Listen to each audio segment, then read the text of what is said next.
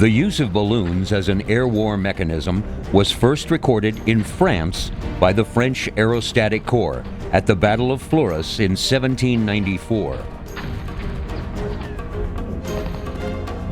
U.S. President Abraham Lincoln became interested in an air war mechanism for reconnaissance purposes in 1861, at the beginning of the American Civil War.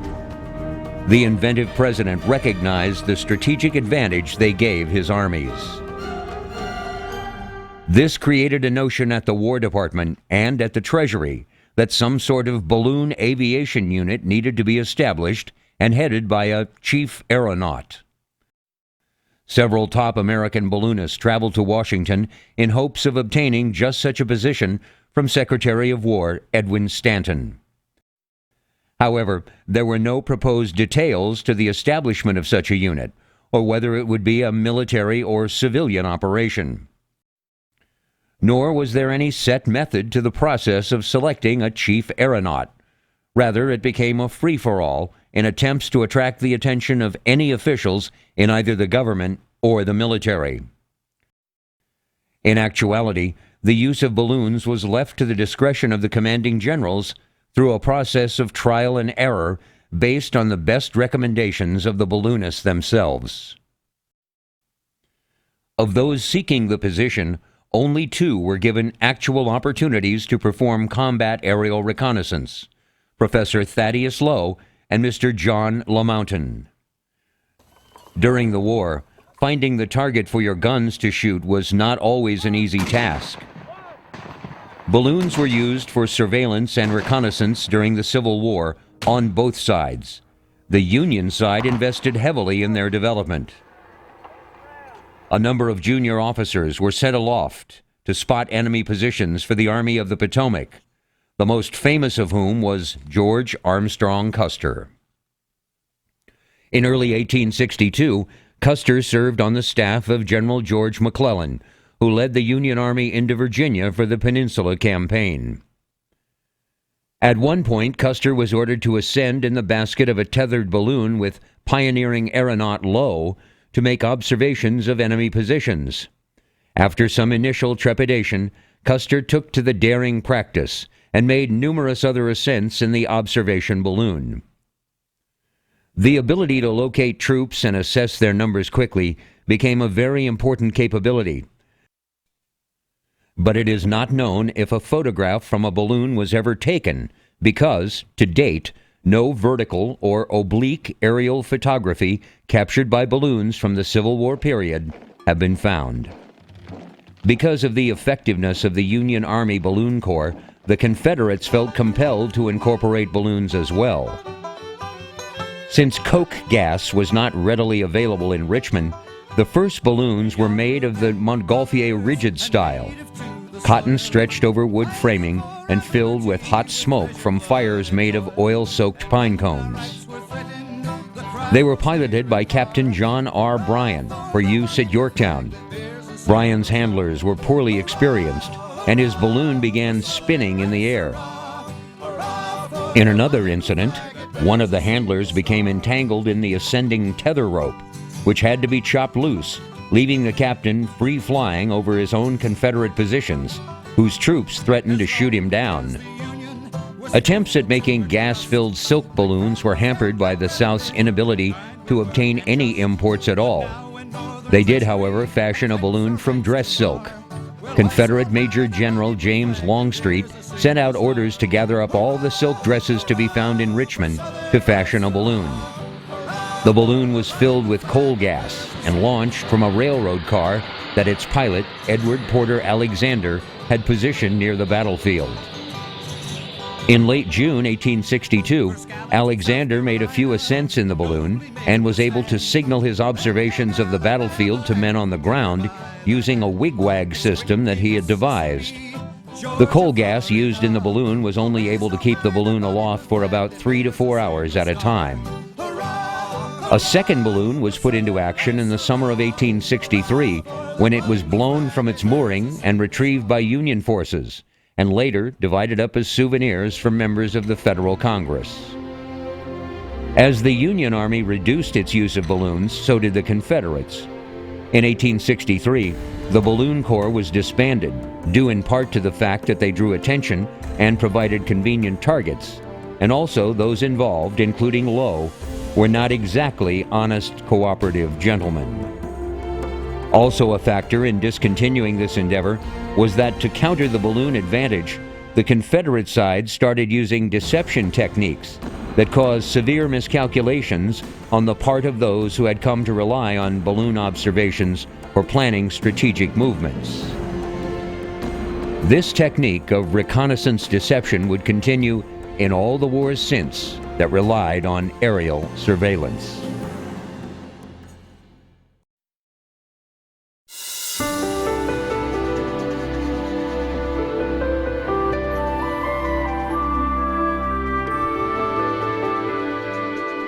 It seems ironic that after 1,000 generations of dreaming and planning, the first man to fly under power would win that history-making distinction when two brothers from Dayton, Ohio, tossed a coin on a windswept beach in North Carolina.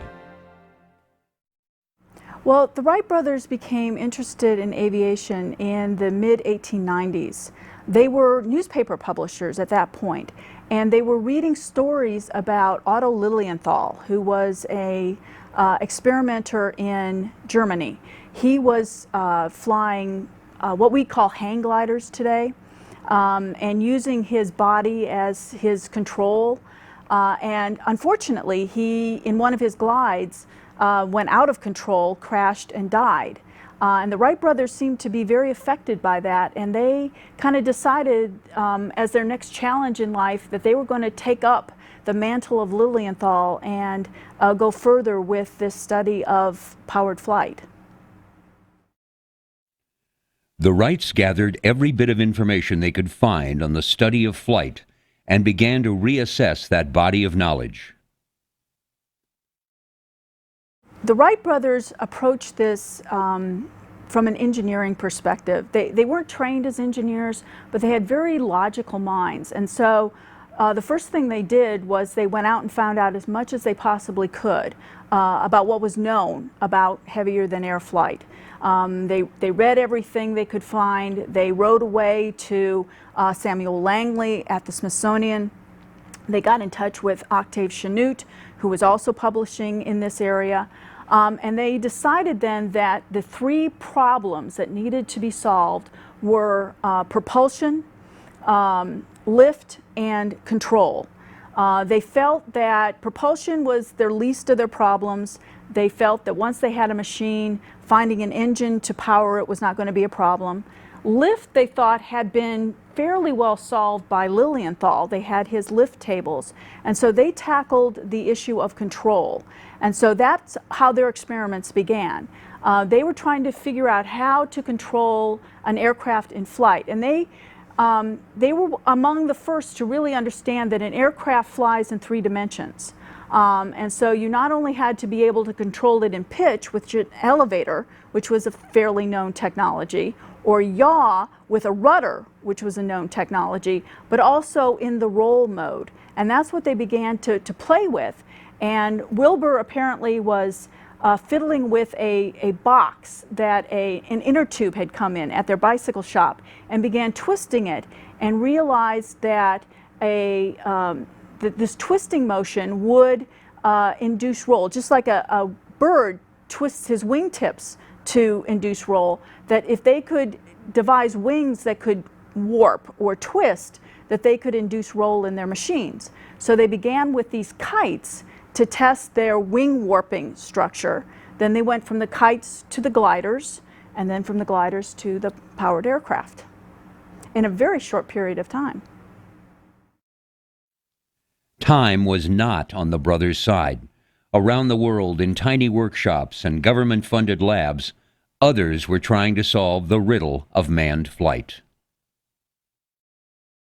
In the 1890s and early 20th century, there were people all over the world who were investigating the possibility of heavier than air powered flight. They were doing it in England, they were doing it in France, there were other people in the United States who were working on it. The Wright brothers really were part of this kind of larger international community of people who were doing experiments, who were studying the problem. The Wrights were drawing on a lot of that work, and so there's a sense that if the Wright brothers had not become involved in the 1890s when they did, that heavier than air powered flight probably would have been invented anyway, because there were other people who were on the verge. They weren't as far advanced in thinking about it as the Wright brothers were, but you had Santos Dumont, for example, flying shortly after the Wright brothers in France.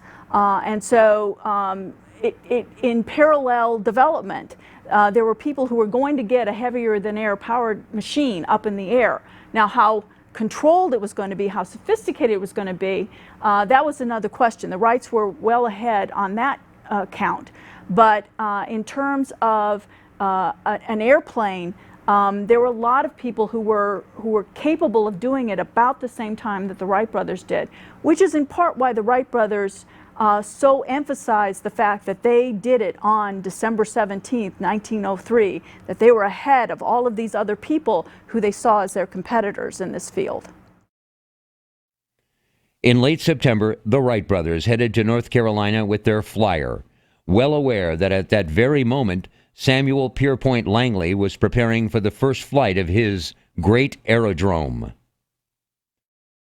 And he actually makes 2 attempts at heavier than air powered manned flight, first in October of 1903 and then in early December of 1903. When news came that Langley's first attempt had failed, Wilbur wrote in his journal, "It seems to be our turn to throw now, and I wonder what our luck will be." For a time, it seemed that luck was against them. In stationary tests, the engine controls failed, damaging the propeller and cracking the shaft. It was then discovered that all the flyer's shafts were faulty. Orville was forced to return to Dayton to make new ones, delaying the first flight by several weeks. A vital contributor of mechanical skills in the building and maintaining of early Wright engines and airplanes was Charlie Taylor. He was kind of the forgotten man of the team for a while, because he really was the one who figured out how to use the drill presses and things that they had at their bicycle shop to fabricate this engine and have it generate enough horsepower at a light enough weight to be able to get the aircraft off the ground. I started on repairing bicycles back in the 80s. And then I later went to Dayton and built bicycles for the Stoddard Manufacturing Company. And they were just starting up in the bicycle business. Then I got acquainted with the Wrights and I built bicycles for them. I did all the repair work while they went down Kitty Hawk to try out their gliders. They couldn't find a gasoline-powered engine that was both powerful enough and light enough to do the job. And so they designed their own. And they had a mechanic named Charles Taylor who they charged with building it. And it really was very innovative. It was the first solid block aluminum engine. It would generate 14 horsepower, and that's exactly what they needed. And so they had their engine. Well, and all they needed was power to keep on flying. Why, then when we designed the motor, I made all the different parts in the motor. I even made the crankshaft. So I made it out of a solid block of steel, about 32 inches long, 6 inches wide, and 1.5 thick. Cut it right out of the solid block by drilling holes and knocking out large pieces out of it, and then turning it up in the lathe. The motor itself, from the time I started till I had it ready for test, was 6 weeks. In the meantime, Langley made a second attempt to fly his aerodrome on December 8th, but it ended in a crash into the Potomac River. Now, finally, Lady Luck smiled on the brothers from Dayton. Well, it happened on a cold December morning. They had tried to fly a few days before and had been unsuccessful.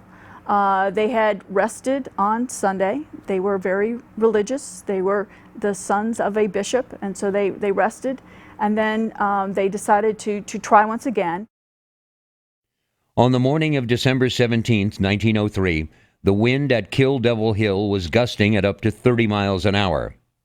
Because he won a coin toss with his brother Wilbur, Dayton bicycle mechanic and inventor Orville Wright would have the honor of first turn at the controls of their untested flyer.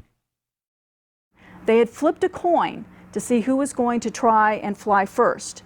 And on that unsuccessful flight, Wilbur actually had won the coin toss, and that hadn't worked, so now it was Orville's turn.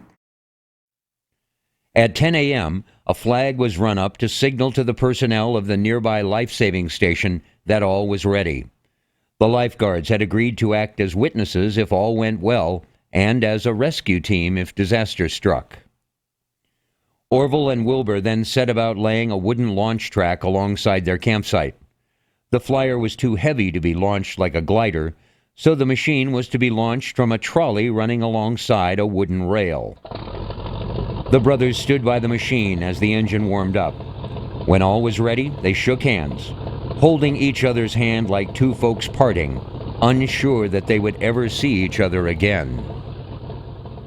A camera was positioned to capture the flight, and one of the lifeguards was entrusted to operate the shutter.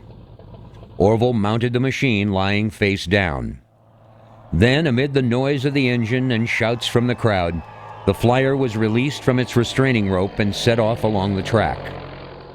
Wilbur was running alongside, kind of steadying the wings as it went.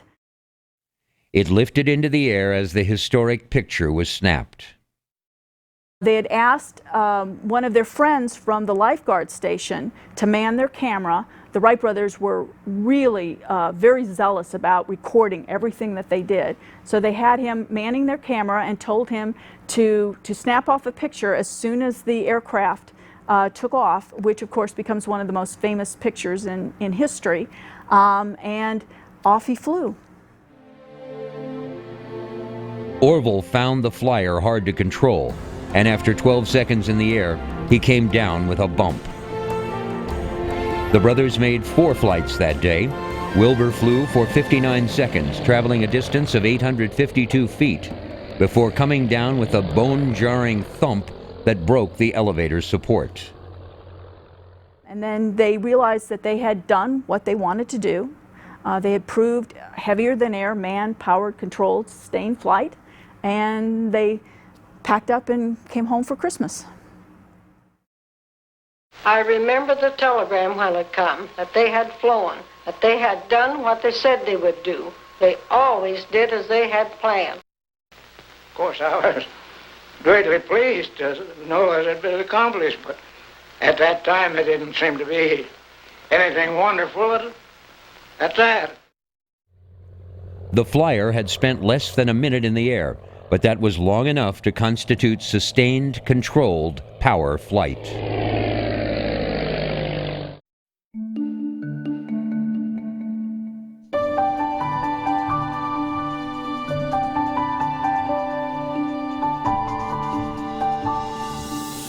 Five years after those first flights, the Wrights had worked like men possessed to refine and sell their flyer. They knew that after those flights at Kitty Hawk that they still needed to perfect their machine. They had essentially a proof of concept prototype. They really didn't have a workable airplane. So they knew they needed to refine the machine. They also knew that if they were going to have full credit for this, that they needed to file a patent. They had filed a patent on their control system in 1902.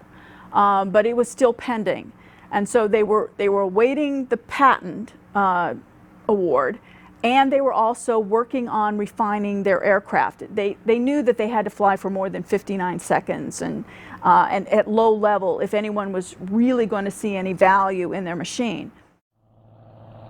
The much improved Flyer 3 made flights of up to 38 minutes duration, covering more than 20 miles at a time. If anyone wanted to question whether the Wright brothers' flight in 1903 deserved to be called the first, there could be no doubt whatsoever that by the end of 1905, they were the only people in the world with a practical flying machine. In 1904 and 1905, they set up an experimental station out at what's known as the Huffman Prairie Flying Field. Torrance Huffman was a local landowner who said, "Sure, come on out, you can use my cow pasture, just make sure that you close the gates behind you so my cows don't wander." And they built a small hangar out there and began to work on their machine to refine it. They ran into a number of problems during 1904. It took them a long time to duplicate the flights that they had had at Kitty Hawk. Then in 1905, by 1905, they'd come up with a launching mechanism, a big derrick with a weight that would come down that would help accelerate the aircraft a little faster on the rail that they had. They refined the rudder and the elevator system. And finally, in October of 1905, they had an aircraft which, if they took off, they could fly it for as long as the gas held out. And it was at that point that they knew that they really had a practical flying machine. It was now that the brothers made the decision to cease all future flying experiments.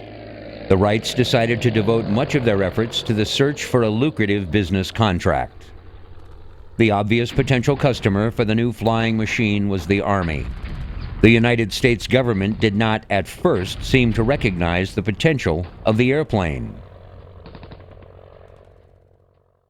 The Wrights did want to sell their machine to the government sight unseen. They saw themselves as very upstanding, moral, honest citizens, and if they told the government that they had a machine capable of sustained, powered, man-controlled flight, then the government ought to believe them. In 1905, the War Department refused 3 separate offers by the Wright brothers to share their scientific discoveries on air flights. Faced with rejection at home, the Wrights approached the British and French military. A French delegation even visited Dayton in the spring of 1906, but no agreement was reached. The decision to stop flying was risky. Aviation enthusiasts knew details of most aspects of their work. This information gave others a serious chance to catch up and overtake the brothers. Even Alexander Graham Bell caught aviation fever. In 1907, he created the Aerial Experiment Association in New York, bringing together a team that included motorcycle manufacturer and future aviation legend Glenn H. Curtiss.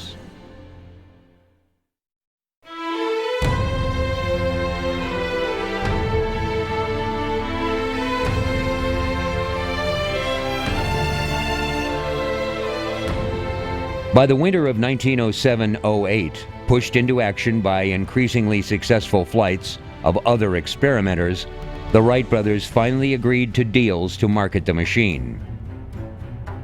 In the United States, the War Department, encouraged by President Theodore Roosevelt, requested bids for a heavier-than-air flying machine.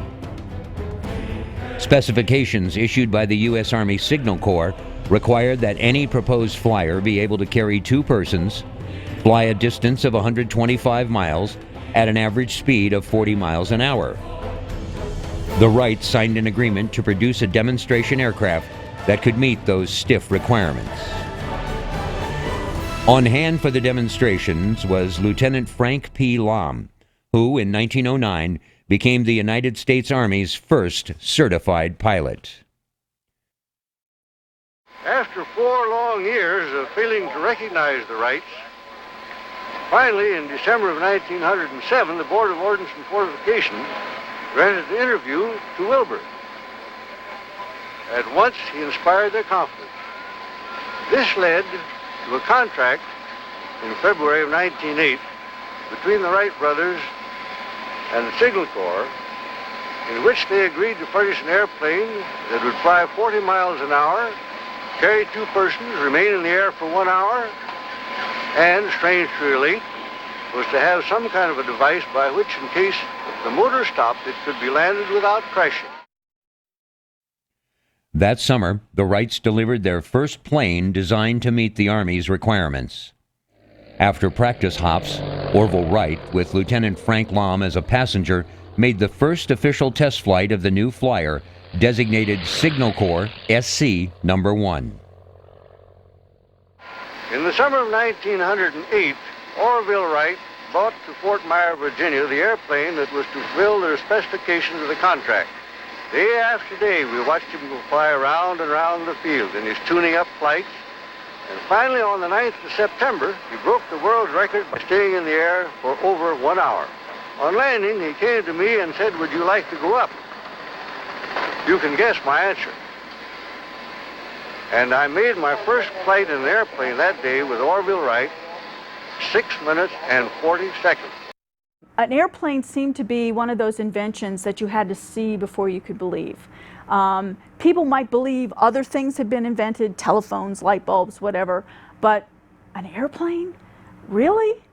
They had to come and see it, and so just throngs of people come to Fort Myer to witness these flights. In the crowd watching as they rolled out the new flyer was a 16-year-old Naval Academy midshipman and future aircraft designer, Donald Douglas. I guess I must be getting old, because somehow it becomes fun to reminisce. Well,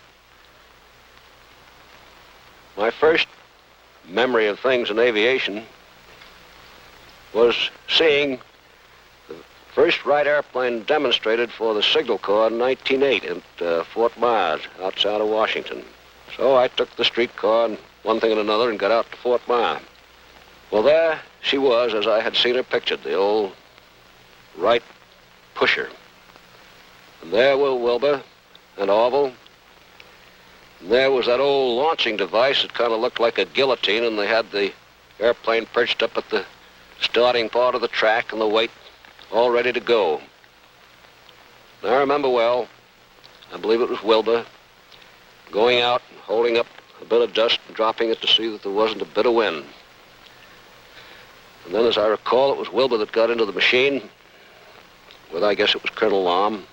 And they pulled the old latch, and down this little wooden track it went with those funny old props batting around at apparently a pretty slow speed, and off she went. While Orville stayed behind to prepare for the U.S. military trials, Wilbur set off for France, shipping an unassembled flyer ahead of him.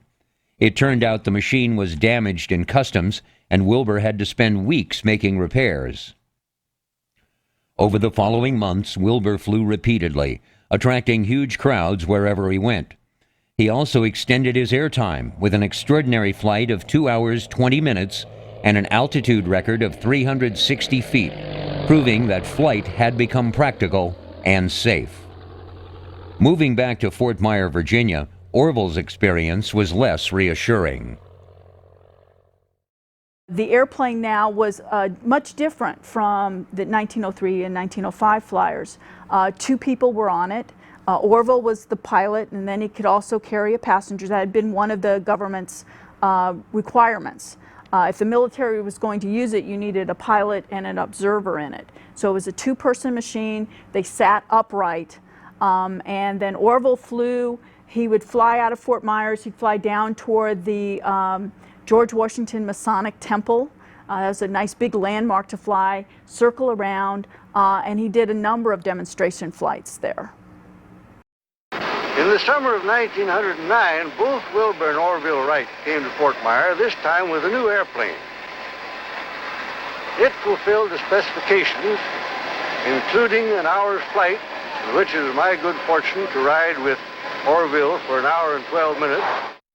On the day following the endurance test with Orville Wright and Lieutenant Lahm, the Orville, with a quiet little grin on his face, invited me to be his guest on the crucial and final cross-country and speed tests. The grin on Orville's face was for my benefit, to particularly as I'd been responsible for laying out the course between Fort Myer and Alexandria, Virginia, and there was not a landing field on the entire homebound course except Fort Myer drill ground. On July 30th, we took off on the final cross-country and speed test. Shortly after we straightened out on the course for Alexandria, Orville, with this same little grin on his face, told me that if he had to land anywhere on the route, that he'd pick out the thickest clump of trees he could find and land on top of them. Fortunately, the little engine that we had at the time carried us all the way through without any difficulty, and we finally landed back at Fort Myer drill ground with 3 world records, cross-country, 10 miles, altitude 600 feet, and speed 42.5 miles an hour. His flights were successful until September 17th, when his flyer crashed with a military observer, Lieutenant Thomas Selfridge, aboard. Again, the military had wanted this to be a 2-person machine, and so Orville had to demonstrate that a second person could be in there. Well, a number of passengers had flown, but on one of the flights, a Lieutenant Thomas Selfridge, who had actually been working with Alexander Graham Bell and his group, who were also developing an airplane at this time with Glenn Curtiss, he was at Fort Myer, and Orville allowed him to sit in the passenger seat. They took off and were flying around Fort Myer when something happened. People aren't really sure exactly what happened, but either a wire broke or the propeller shattered, something. But something went terribly wrong with the airplane, and it crashed. Orville was very badly injured in the accident, suffered from his injuries for the rest of his life.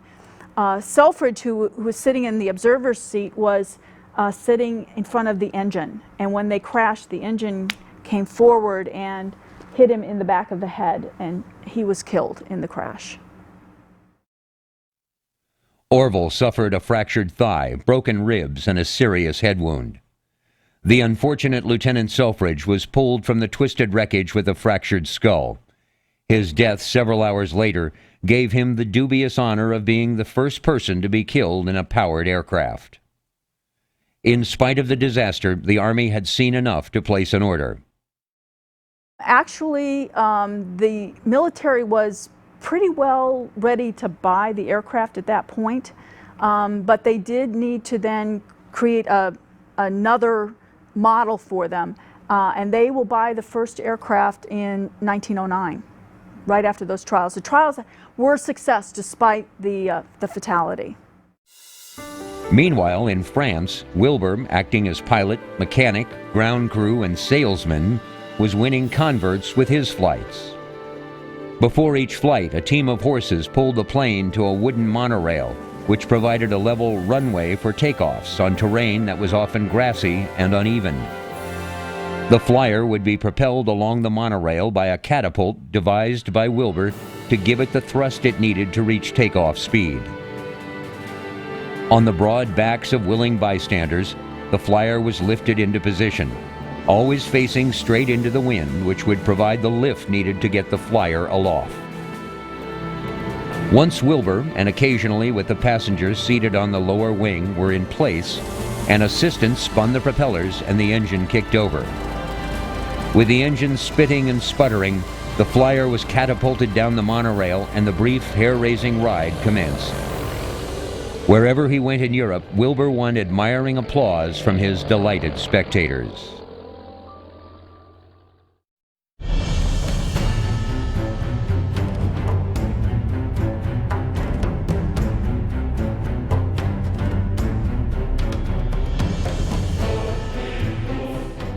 By 1909, the Wrights were busy demonstrating their flyer and fulfilling the business offers coming in. They were also having to train pilots, since they were the only ones who knew how to fly their machine. Frank Lahm and Second Lieutenant Frederick E. Humphreys were selected as the first candidates. Wilbur Wright trained both at a field in College Park, Maryland. There, in the fall of 1909, under Wilbur Wright's instruction, Lieutenant F.E. Humphreys of U.S. Engineers and myself were taught to fly, and at the end of some 3 hours, were soloed and told we were pilots. Remarkably, by 1910, the Wrights soon began to fade as a market leader. Instead of concentrating their efforts on the development of their airplanes, they spent most of their time on legal actions against those they thought were infringing on their patents. The endless stress took its toll on Wilbur, and in 1912 he died of typhoid fever. Orville ended his relationship with the Wright Company in 1915. He died in Dayton in 1948, living long enough to see manned flight break the sound barrier. If it had been slow to realize the potential of the Wright Flyer, the U.S. Army more than made up for lost time in assimilating the heavier-than-air craft into its war plans. We didn't even have an Aero squadron until something like 1914 or so. And the great man in that period was Benjamin Folloy, F-O-U-L-O-I-S. And Folloy has been far overshadowed now by Billy Mitchell. But Billy Mitchell didn't even learn how to fly till 1916, and he was not considered a very good flyer. Folloy was one of the first two people testing the plane with the Wrights. And then in 1910, he and some enlisted men, 4 I think it was, that was the Air Force. One plane, one pilot, and these guys. And it was a long time before they really got going. They did. He commanded the squadron. They went down in the punitive expedition in Mexico in 1916. And most of the planes crashed down there because they were in high altitudes and they couldn't do it. So they were not that effective down there. So it was really, things had to happen and happen fast over here in developing things. And of course what we used initially were the British or French planes. In addition to the Wright brothers, the Army turned to another aviation pioneer, Glenn Curtiss, to build some of the early trainers for the Army. Soon, more inventors found ways to improve on the machine, such as using tractor instead of pusher propellers, and the Army began to see the airplane as a promising weapons system. By 1913, 41 Army pilots had earned the right to wear the gold military aviator wings. Among them was Lieutenant Henry Hap Arnold, who later, as commanding general of the Army Air Forces, led 2.5 million airmen to victory in World War II.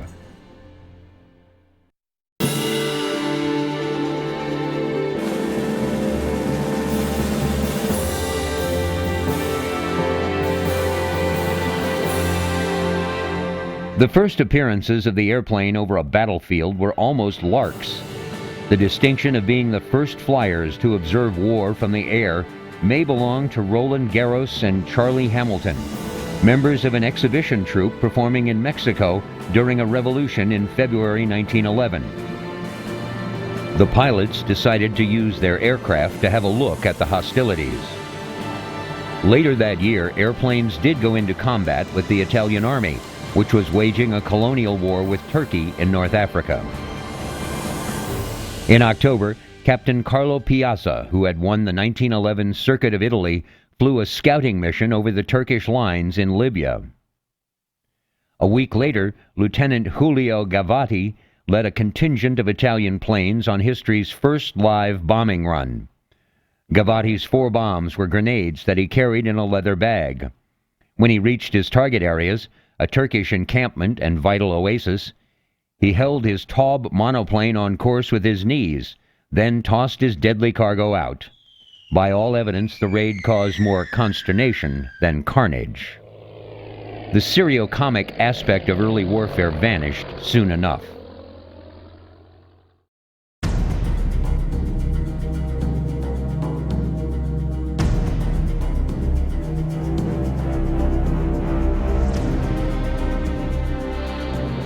Since 1911, the European powers had been building up their air arms for the larger conflict that, with increasing certainty, lay ahead. The European powers were in an arms buildup for most of the early 20th century. They were building up their navies, they were building up their armies. Here was another potential weapon for them, and they weren't going to let anybody else get something that might give them an advantage in this arms race. So Britain, France, Germany, Italy, they're all interested in this new technology. Many of them bought early Wright aircraft or the rights to build early Wright aircraft. And they were looking ahead to a war that they were pretty sure was going to happen. They didn't know exactly when, they didn't know exactly where, but they were pretty sure that in the not too distant future, there was going to be a war in Europe, one way or the other, and everyone wanted to have the best weaponry, the best equipment possible. And so they began to pour some money into all kinds of military technology, but aircraft are included in this. By the spring of 1912, the French army, the most air-minded in Europe, had increased its fleet of planes to 254. In 1908, when Wilbur made his flights in Europe, that was state-of-the-art. The French, when they saw him flight, said, "We are beaten." You know, that was the state-of-the-art aircraft. The Wrights don't advance much after 1908 either. It's still kind of the open, boxy kind of airplane. That's the kind of airplane they sell to the United States military in 1909. For a whole host of reasons, it doesn't advance as quickly in the United States. The British had been slow getting into military aviation, but at the urging of such hawkish politicians as Winston Churchill, the government was now making up for lost time. In April of 1912, the Royal Flying Corps was established to serve both the Army and the Navy. They were actually, some of them had maneuverability, not necessarily in their design, but because of the rotary engines. They could turn really tightly in the opposite direction because of gyroscopic precession. The engine's turning and they could turn off in the other direction very quickly. Turning in the direction that the engine was turning was another story. But they had a certain level of maneuverability. But it was pretty limited. These were boxy, draggy aircraft, but they were far in advance of what had been flying just a few years before. Like the British, the Germans had lagged years behind the French in perceiving the wartime potential of the airplane. The first heavier-than-air flight in Germany was made in 1908 by a Dane, J.C.H. Elhammer, and received scant notice. Germans were so intrigued with rigid dirigibles developed by Count Ferdinand von Zeppelin that for a time little private or government money went to airplane development. Then, in an effort to catch up, the fledgling German aircraft industry began borrowing freely from French designs. The German Aviatik biplane was modeled on the Farman and the Euler on the Voisin, and the Albatros on both the Farman and another French plane, the Sommer. The Germans also acquired one of aviation's improvisational geniuses in the person of a brash and very young Dutchman named Anthony Fokker. On the eastern edge of Europe, Igor Sikorsky had begun experimenting with a helicopter design in 1908. Discouraged when his 25-horsepower Anzani engine failed to deliver enough lifting power to the rotor blades, Sikorsky turned to designing a series of large fixed-wing machines, the world's first practical four-engine planes. In 1912, I decided that the time came to build a large machine with several motors. At that time, I was certain already that the future of aviation will be connected with fairly large aircraft, that the closed cabin with its comfort, protection from wind and so forth represent a must. In 13, I completed my first four-motored aeroplane, the Grand. The ship proved a complete success. It flew quite well. In contrast to the European powers, the United States devoted minuscule amounts of money and attention to military aviation in the pre-war years. Isolated by the broad Atlantic from the political tremors that were shaking the continent, Americans felt no urgent need to build an air force. As late as 1913, the United States government was spending less than Bulgaria on military aviation. In 1911, the United States Army conducted the world's first live bomb test from a Standard Wright biplane. And it was the United States Navy, with an assist from Glenn Curtiss, that launched naval aviation in the winter of 1910-1911, with the first successful shipboard takeoffs and landings. These pioneering flights, however modest, presaged an era in which great aircraft carriers would roam the world's oceans, launching combat planes at targets on land and sea. But few people at the time envisioned the modern carrier. By 1913, aviation's first and perhaps most colorful decade was over. In the flick of time since the first flights at Kill Devil Hill, man had established himself in this new element. By 1914, planes had been built that could climb to 20,000 feet, travel as fast as 127 miles an hour, and cover 635 miles without a stop. The roster of those who had mastered the rudiments of flying had grown from only two, Wilbur and Orville Wright, to more than 2,000 men and women who would call themselves aviators. By 1918, over 2 million pilots will take to the air over the battlefields of the Great War.